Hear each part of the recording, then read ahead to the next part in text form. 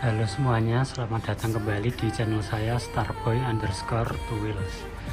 Pada kesempatan kali ini saya ingin sharing pengalaman penggunaan helm NJS ZX1 versi limited edition ya teman-teman, atau namanya Samurai Gold Edition. Selama kurang lebih saya pakai sekitar 3 tahun teman-teman, semenjak helm ini pertama kali launching. Oke, yang pertama kali saya ingin sharing yaitu proses pembelian dari helm NJS ZX1 ini ya teman-teman. Waktu itu NJS benar-benar lagi naik daun tahun 2020 kalau nggak salah teman-teman, sekitar 3 tahun yang lalu, 2020-2021 helm NJS benar-benar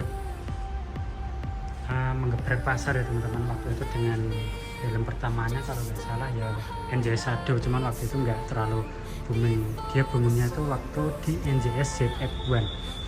Helm pertama full face yang benar-benar harganya murah waktu itu 700 ribuan, udah full fitur teman-teman, seperti double visor, desainnya lancip. Waktu itu ganteng lah untuk harga 700 ribu ya. Oke, waktu itu setelah ZX1 nya lahir dan laris, NJS tuh mengeluarkan versi limited edition teman-teman, yaitu ini ya. Waktu itu unitnya yang dijual hanya sekitar 600 unit teman-teman.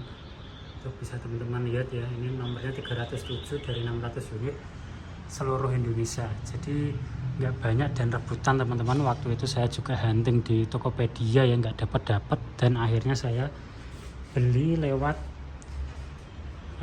Lapak online ya teman-teman. Tapi harganya udah digoreng, sama-sama digoreng kayak dalam KYT-TTC atau waktu itu HP juga goib, harganya digoreng. Jadi saat itu saya beli harganya sekitar 1.300.000 nih helm NJS ini. Oke, dari harga segitu pengalaman 3 tahun apa aja sih kelebihan dan kekurangannya? Oke, yang pertama alasan kelemahan dulu ya teman-teman.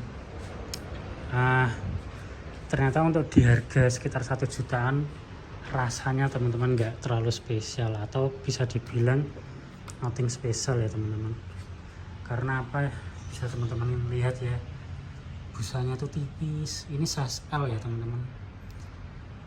Yang pertama busanya tipis, fitting nggak enak, nggak terlalu enak lah, dan fitmentnya nggak ngepas sama kepala saya.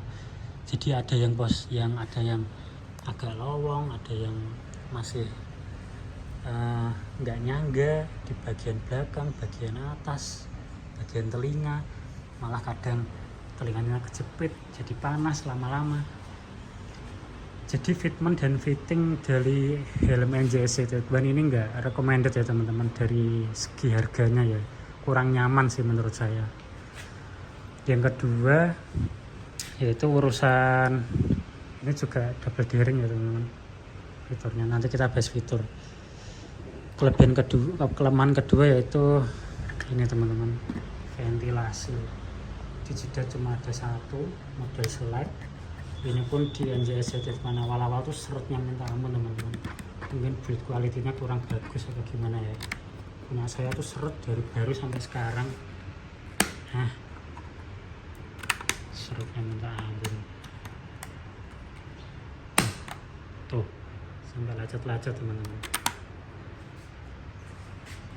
Ventilasi di bawah juga ada 2, kanan kiri. Untuk pembuangannya dari belakang teman-teman ada 4 ya. Yang pertama 1, 2, 3, 4. Overall ventilasinya kurang maksimal ya teman, atau nggak kerasa sama sekali sih. Ya bukannya nggak kerasa sama sekali, tapi benar-benar minimal. Saya pakai balaclava juga masih kegerahan, dibuka juga debu masuk semua. Kalau kacanya dibuka, kalau giliran ditutup pengap. Jadi untuk ventilasi kurang ya teman-teman dibanding helm-helm lainnya yang sekelas. Yang ketiga kelemahannya yaitu build quality ya teman-teman. Ya dari tadi yang kita selat ventilasinya ini seret dari pertama kali saya beli, walaupun yang diproduksi setelahnya itu ventilasinya udah diperbaiki teman-teman. Maksudnya lebih gampang diselat ya, nggak sekasar ini. Dan juga ratchet teman-teman di generasi terbaru ZX1 R itu udah revisi untuk recetnya teman-teman, jadi lebih bergigi, lebih gigit gitu ya teman-teman, nggak ngelos kayak ini cuman satu step aja. Kalau kena polisi tidur langsung turun kayak Kairos. Tapi itu pun di Z1R yang baru katanya infonya recetnya juga nggak sesolid itu sih teman-teman. Jadi itu juga PR ya dari helm NJS ya. Oke, yang selanjutnya saya ingin bahas yaitu kelebihan. Setelah kelemahan, kelebihannya yang pertama teman-teman bisa nilai sendiri ya. Desain dari segimanapun itu benar-benar lancip. Ada yang bilang bawahnya kayak AGV, ada yang bilang dari samping kayak TTC. Ya teman-teman bisa nilai sendiri ya.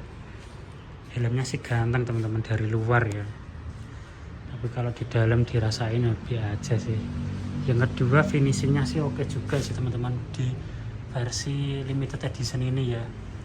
Finishingnya tuh lumayan becek dari pernis-pernisnya, bisa teman-teman lihat. Ini enggak saya warnain, enggak saya ribbon ya teman-teman, ini ori dari baru. Bisa kalian lihat sendiri ya teman-teman, finishingnya lumayan oke sebenarnya.